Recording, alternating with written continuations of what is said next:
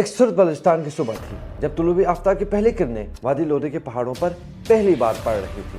ایسے خونخوا میں ایک بلوچ سردار اپنے بیٹوں کے سامنے کھڑا تھا۔ اس کا چہرہ مغموم تھا، آنکھوں میں درد مگر لہجے میں مضبوطی۔ اس دن انہوں نے ایسا کچھ نہیں کہا جیسے اکثر والدین کہتے ہیں۔ ان کے پیروں میں وہ جذبہ تھا، وہ کہیں گے مجھے معاف کر دو، مگر یہ زمین، یہ روایات، یہ عزت، یہ خون کی آخری قیمت ہے۔ یہی ہمارا جواب اور یہی لمحہ بلوچ مزاحمت کی وہ پہلی چنگاری بن گیا جسے تاریخ نے سردار نوروز خان کے نام سے یاد رکھا۔ یہ ہے کہانی سردار نوروز خان زہری کی، شخص محترم سردار اور بلوچ قوم کے دلوں کا محافظ۔ آئیے اس سفر کا آغاز ان کی پیدائش سے کرتے ہیں، جس کے بعد ہر موڑ نے بلوچستان کی تاریخ کا نقشہ بدل کر رکھ دیا۔ سردار نوروز خان زہری 1886 میں پیدا ہوئے۔ ان کے والد کا نام سردار قدرت نواز خان زہری تھا، جو جلالوں کے ایک باوقار قبائلی سردار تھے۔ سردار نوروز خان زہری نے بچپن ہی سے سرداری کے تمام روایات سیکھے۔ قبیلے کی عزت، فیصلہ کرنے کی ذمہ داری اور انصاف کا درس، یہ سب کچھ ان کے اندر برسوں کی روایتی تربیت میں جذب کر چکا تھا۔ ان کے بچپن کے قصے آج بھی جلالوں کے بزرگ یاد کرتے ہیں۔ ایک رات جب نوروز مجمع میں بیٹھے تھے تو کسی بزرگ نے کہا، بیٹا لڑائی سے پہلے بات چیت، وہ بھی سردار کی اولین جدوجہد ہے۔ عین اسی وقت نوروز نے اپنے ہاتھ میں قدیمی تلوار تھامی اور کہا، مجھے جنگ کی خواہش نہیں، مگر اگر انصاف نہ ہو تو جنگ لازم ہو جاتی ہے۔ یہ جملہ اس آرزو کی عکاسی کرتا ہے جو ان کی پوری زندگی میں واضح نظر آتا رہا۔ بلوچی معاشرت میں سردار صرف قائد نہیں ہوتا، وہ قبیلے کا محافظ، انصاف کا ضامن اور نظم و ضبط کا چوکیدار ہوتا ہے۔ نوروز خان نے یہ مقام اپنی شجاعت اور حکمت سے حاصل کیا۔ جب برصغیر تقسیم ہوا اور 1947 میں پاکستان وجود میں آیا، جب خان قلات پر دباؤ بڑھا، تو نوروز خان نے محسوس کیا کہ ریاستی فیصلے مقامی روایات اور قبائلی حقوق کے خلاف جا رہے ہیں۔ یہ احساس نہ صرف خود مختاری کی عوامی خواہش تھی، بلکہ سردار کے لیے اخلاقی تقاضا بھی تھا۔ اور یوں وہ سردار جو روایتی انصاف کا ضامن تھا، جلد ہی ایک قومی مزاحمتکار کا کردار اختیار کر گیا۔ تقسیم ہند کے ساتھ ہی بلوچستان میں حالات انتہائی نازک ہو گئے۔ 1948 میں خان قلات نے الحاق پر دستخط تو کر دیے، مگر اس کا ٹھوس اثر نہیں ہوا۔ خود مختاری کا احساس جتاتے ہوئے قبائلی سرداروں نے ریاست کے فیصلوں پر تحفظات کا اظہار کیا۔ اسی سیاسی کشمکش کے دوران 1955 میں پاکستان میں ون یونٹی قیام کا اعلان کر دیا گیا۔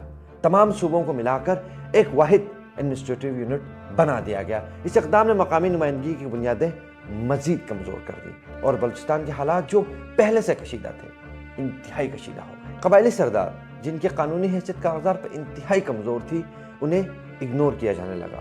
ایسی صورتحال میں نوروز خان کے اندر کا اضطراب دن بدن بڑھ رہا تھا۔ وہ سمجھتے تھے کہ قبیلے کی مختاری خطرے میں ہے اور انہیں اس کا محافظ بننا ہوگا۔ ان فیصلوں کی وجہ سے سرداروں اور ریاست میں ٹکراؤ پیدا ہوا۔ سرداروں کی سیاسی اہمیت کم ہونا شروع ہوئی اور عوامی مزاحمت کے کردار دن بدن ابھرنے لگے۔ نوروز خان کو اس بات کا احساس تھا کہ صرف ان پڑھ سرداری روایات سے کام نہیں چلے گا، بلکہ تاریخ کا شعور، سیاسی تناظر اور ریاستی طاقت کا فہم بھی ضروری ہے۔ وہ اسی شعور کے ساتھ اپنے قبیلے کی چلتی ہوئی کشتی کی سمت سنبھالنے لگے۔ ریاست کے مطابق ون یونٹ سے مزید استحکام آئے گا، مرکز زیادہ مضبوط ہوگا اور شہری ترقی میں تیز رفتاری آئے گی، جبکہ نوروز خان جیسے سرداروں کے نزدیک یہ مرکزی فیصلہ ان کی ثقافتی اور سیاسی شناخت کو ختم کر دینے کے مترادف تھا۔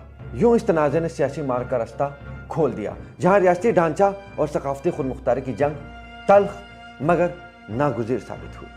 ون یونٹ نے سیاسی نظام کو مرکزیت کی طرف مائل کیا۔ وہ قبائلی ارکان اور جرگے جو ہزاروں سالوں سے بلوچوں کے فیصلے کرتے ہیں، ان کی جگہ بیوروکریسی، مرکزی ڈائریکٹ رسپانس اور فوج نے جگہ لے لی۔ سماجی اور سیاسی طاقت کا مرکز تبدیل ہو گیا، جس نے سرداروں کی حیثیت کو مزید کمزور کر دیا۔ ریاستی دباؤ اور ریاست کی جانب سے سرداروں کے حقوق کو نظر انداز کرنا اور ایک واضح وعدے کے باوجود مقامی خود مختاری کا احترام نہ کرنا، یہ تمام عوامل نے نوروز کو مزاحمتی کردار کی طرف دھکیل دیا۔ نوروز خان قبائلی دنیا میں عزت و اعتبار کے چیتے تھے۔ ان کے لیے جنگ آخری حل تھی، مگر جب انصاف لغو ہو جائے تو انصاف کا تحفظ ہی مزاحمت ہوتا ہے۔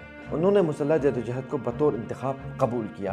یہ کبھی بھی روز اول سے ان کے دل میں منصوبہ موجود نہیں تھا، بلکہ ریاستی دباؤ نے انہیں تعریضی فیصلہ بنا دیا۔